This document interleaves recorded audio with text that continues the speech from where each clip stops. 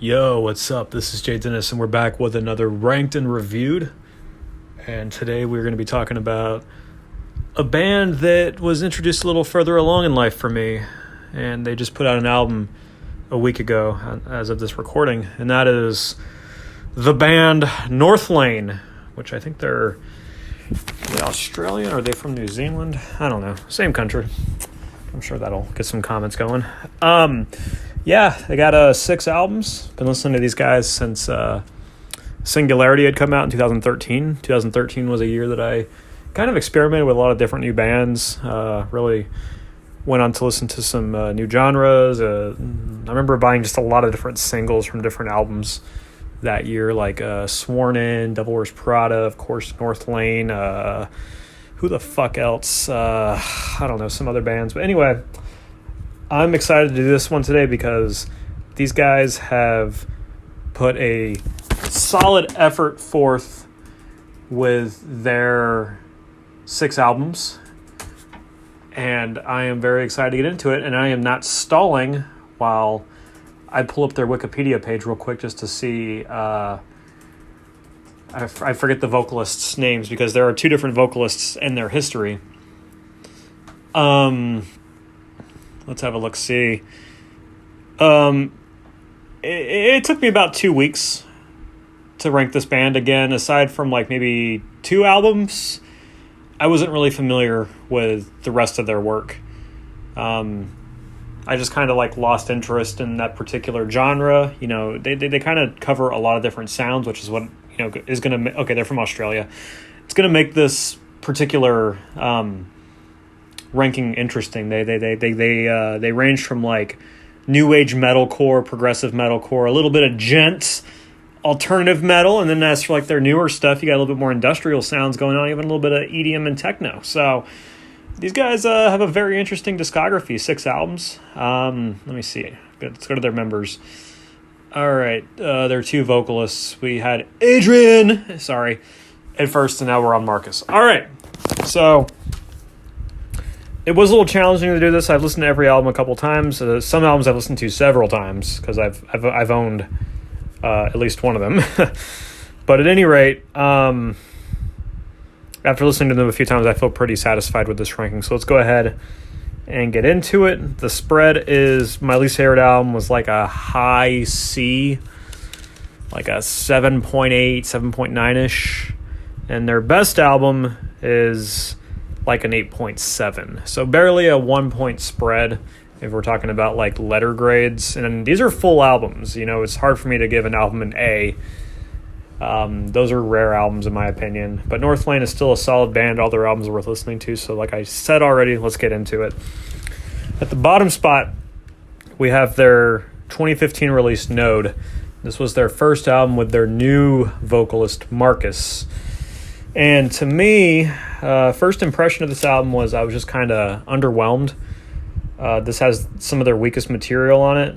Again, I gave this one like a C+, so it's still listenable. Again, they're great musicians. They write great music. They got great vocalists, but just compared to other stuff they've put out, this just sounds more stripped down, kind of boring. They moved away from the heavy sound on this album.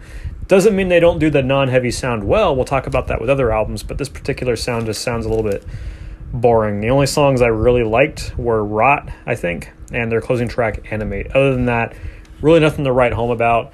Not the best debut for a new vocalist, but, you know, Marcus has certainly filled those shoes and put out better albums since with the boys, so this would be the last album that I show any new coming NORTHLANE fan. If anybody's got a different opinion of why this album is actually awesome, be sure to leave a comment. Bottom spot goes to Node. Next up at the number 5 spot. I'm kind of sad about this, but it's their new album, Obsidian. I was really hoping that the boys would get into the pocket with this new sound that they introduced with their 5th album, Alien. They seem to have doubled down on the sound further, but kind of moved a little bit of ways away from the heavy and more into like the catchy techno melodic side. And my only complaint with this album, which by the way, this album's much better than Node. So the jump in quality between the 6 and 5 spots actually pretty significant. I listened to Obsidian from front to back way easier than I would Node. Obsidian is just too long. It's their longest album by several minutes, by like 10 to 12 minutes. 13 tracks. They probably could have cut out maybe 2 or 3 and had a pretty solid traditional NORTHLANE album, which is usually 10 or 11 tracks. The songs I would have cut were in the middle, like Abomination or Plenty. As much as I like the lead guitar work, I probably could have done without the song Zen also. But here's the thing. This is still a great album. The lead singles were awesome. I love the song Echo Chamber. It's catchy as fuck. The lyrics are meaningful for like the time we live in with like smartphone addiction and being stuck in you know, again, an echo chamber, a feedback loop, you know, hearing all the same stuff you normally do, being in your bubble, stuff like that. So I love the techno hook. I love the main lyric hook of "Why have you tried turning it off?" It reminds me very much of the turn of the century, like, you know, there's that futuristic sound. Like what they introduced in Alien, again, they really kind of got into the pocket a little bit with this album. It's just not as much as I wanted them to. And again, Carbonized, which has got a little bit of that new metal sound, which I really love. Other solid single right there. First couple tracks, you know, Clarity, Clockwork, Echo Chamber, Carbonized, all great start, but then it kind of loses a little bit of steam. I feel like Is This a Test would have been a great middle track, which it already is, but even if you took out those 3 songs I already mentioned, this would still be a nice middle song, a nice transition track with some solid bass guitar work. Picks up the quality again with Cypher, and then the best track on the album, in my opinion, is Nova, which is totally melodic, but I love it. I love the chord progression, I love the synths, I love the, you know, just the electronic work. They just did really well on this. It sounds like a turn of the century, kind of like futuristic, like pop song, but it's got, you know, a little bit of an edge to it that I really love. And then it closes off on a solid note with a handful of tracks. Inamorta, the title track is pretty good, and then so is Dark Solitaire. So number 5 spot, Obsidian's pretty solid, definitely better than Node, but I feel like they just maybe put a few too many songs on here. And, you know, I definitely do think it gets better with each listen, but I'm by no means disappointed in the album. I just think that the guys have put out solid work prior to that. Number 4 spot goes to Mesmer, their second album with Marcus, which is their 4th album overall from 2017. Much like Node, I did not listen to Mesmer when it came out, but to me, Mesmer was a much welcomed return to form. They stripped the sounds down a little too far for my taste with Node, but they brought back some of the edge with Mesmer while maintaining some of the newer, more melodic sounds, more alternative sounds that you heard in Node. So to me, this was like the much better version of Node. You got solid tracks like Color Wave and Fade. And again, just from front to back, there's no average or weak tracks like there were on Node. There are consistently great songs across the board. Very great album, easy album to listen to from front to back. I don't have really any other specific comments to say about it, except this sounds like the album that they should have debuted with Marcus. Definitely one that I slept on, but I'm glad to have revisited it. And again, my top tracks are Color Wave and Fade. I do enjoy the more melodic side to this band. They seem to do all their sounds really well, and I think they stuck the landing with Mesmer. Next up at the number 3 spot, I'm kind of disappointed that this one landed here, but it's Alien. This was the album that reinvigorated my love for this band, because this is where they fucking introduced the real futuristic techno, somewhat EDM, but also just like that industrial nu metal sound, and songs like 4D, which just guys had like they dropped the tuning down. They were playing in like drop G sharp, I think, for the most part, and then maybe other tunings, but then they took it a step further. They either lowered it down to F or F sharp, or they brought in 8-string guitars. I don't know. Sometimes guitarists just use a pitch shifter to lower their tunings. But it sounds disgusting. The fact that they got deeper, that they're playing like some like nasty ass EDM techno sounds on like the intro to 4D, the nu metal aesthetic of Talking Heads, which is the best song on the album. Bloodline is such a catchy, great song that I slept on for a while there. The reason why Alien isn't their best album, though, is because it's front-loaded. I really wanted this to be their best album, because to me, this is their sound. This is where they really went experimental, and they took a chance, and they fucking stuck the landing. But just after the song Jen, just the back half of the album, the last 5 tracks for the most part, just not as memorable. Not as great. It kind of slows down a little too much. You had aggressiveness with like the first 5-6 tracks, but then the last 5 just got a little slow, a little boring for my taste. Like, really nothing memorable, and that's why this album sits at the number 3 spot. If they had maintained the intensity and more of the heavy from the front half, this would have easily been their best album. Best tracks again: Bloodline, 40, and Talking Heads. Number 2 spot. Actually, these top 2 spots, they're kind of close, kind of head to head, but there is a distinction between them, aside from the fact that their top 2 albums are now their first 2 albums with their old vocalist Adrian. So which one did I put at the number 2 spot? Well, that would be their first album, Discoveries. This surprised me.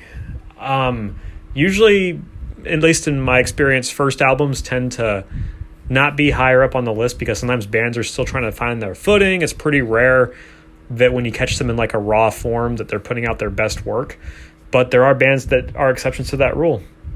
And while I did listen to Discovery a handful of times back in the early mid 2010s, I don't know. I must have just forgotten how great this album was. It reminded me of like an Architects album in a way, like just the genty metalcore. This is probably their heaviest album, Discoveries.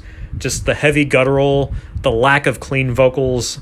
It's just really well executed. Much like Mesmer, it's very consistent from front to back, and I really enjoy that. It's a very easy album to listen to from front to back. The pacing gets broken up a little bit with the middle title track, Discoveries, but that is a great instrumental track that I've always enjoyed. Favorite song is Metamorphosis, with just that closing breakdown and just everything going on with it. Just the whole drop G sharp, probably my favorite tuning ever. The heaviness and the intensity of the vocals, the production's really good. This is just an excellent first release for this band. And I can't believe how well it aged. I think I just might have missed and kind of slept on it a little bit. I was more focused on their first album. Sorry, the first place album, Singularity, the sophomore success, and oddly their shortest album. But sometimes you trim the fat and you don't overstay your welcome, and you got yourself a solid album with their number 1 spot, which is Singularity. Did I already say sophomore success? Well, this album is marginally better than Discovery. It's in the very much the same vein of like heavier albums, more intense vocals and guitar work, but there is more alternative elements. I would say it's almost somewhat of a median between Discoveries, and I'm not going to say Node. I'm going to say Mesmer. Singularity is like if you take Discoveries and Mesmer and split the diff. You got Genesis, which is an awesome intro track, and then you got the intensity of Scarab. Dream Awake, just the intro, alternative, like kind of like E-flat minor scale, really, really hooked me with the nostalgia, with like the mid-2000s alternative boom. They really invoke a lot of emotion and nostalgia with this album for me. And then you got like powerful breakdowns and almost like Memphis May Fire hollow sounding breakdowns and just catchiness with songs like The Calling, which is the heaviest song on the album. And then my favorite track, which was, the one that I listened to the fucking most back in the day, was Aspire, the closing track. Very much a great chorus. And again, the song title, the meaning of the lyrics, just everything, it makes you aspire, makes you want to be better. I think that's what they were going for there. But Singularity as an instrumental is a very interesting song. I really enjoyed what they did with the production there. Again, a lot of alternative but like heavy, genty metalcore sounding stuff with like Masquerade. Quantum Flux was always a popular track back in the day. I thought it was a little overrated, and I probably rubbed a few people the wrong way when they said, "Oh, I love this song," and I'm like, "Fuck that, Aspire's better." But whatever, we're just expressing different opinions. Quantum Flux aged really well. It's a great song.